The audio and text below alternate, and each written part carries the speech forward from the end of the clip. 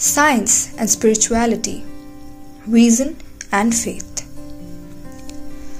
Science flourishes on reasoning, while spirituality is a matter of faith.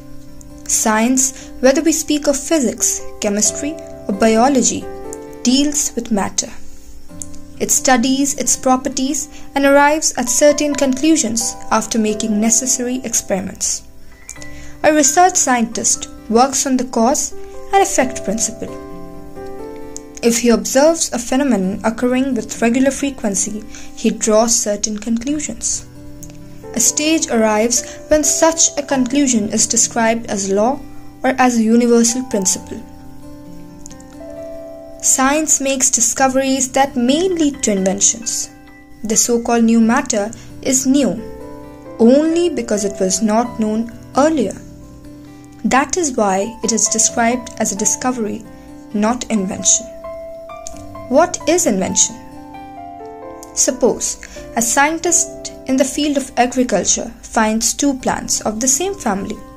He tries to combine the seeds or use graft of the one on the other, experiments and develops a new variety, a new plant of the same family. The scientist may call it an invention. But where did the original seeds or saplings come from?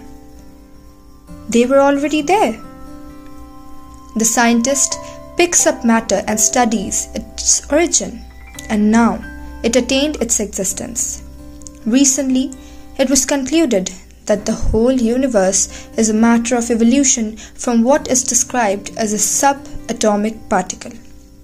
It was claimed to be a discovery consistent with the long-sought Higgs boson, popularly known as the God particle, that explained what gives all the matter in the universe its size and shape.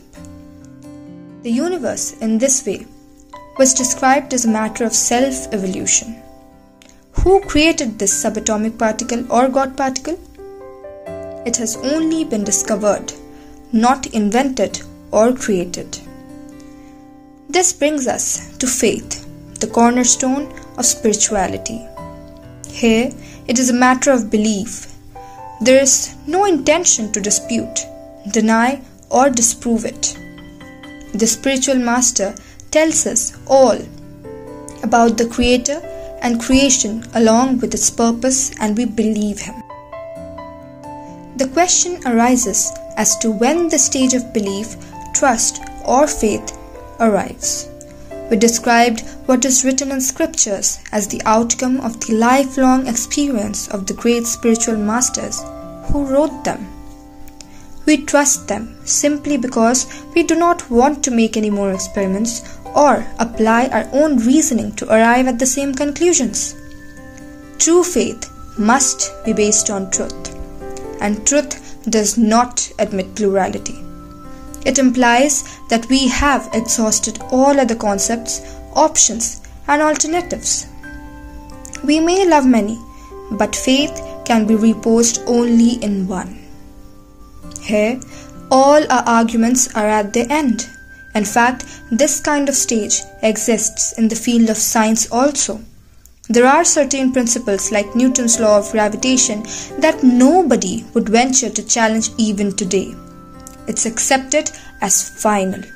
In spirituality too, we are convinced that faith has arrived only after exhausting all the processes of reasoning. It is said that even if God did not exist, we would have invented one, because there is so much happening in nature and in our own lives that we fail to understand. Spiritual masters, however, do explain with due justification God, His existence and His ways of working. Thank you for listening to our article. Please share and subscribe for more meaningful videos.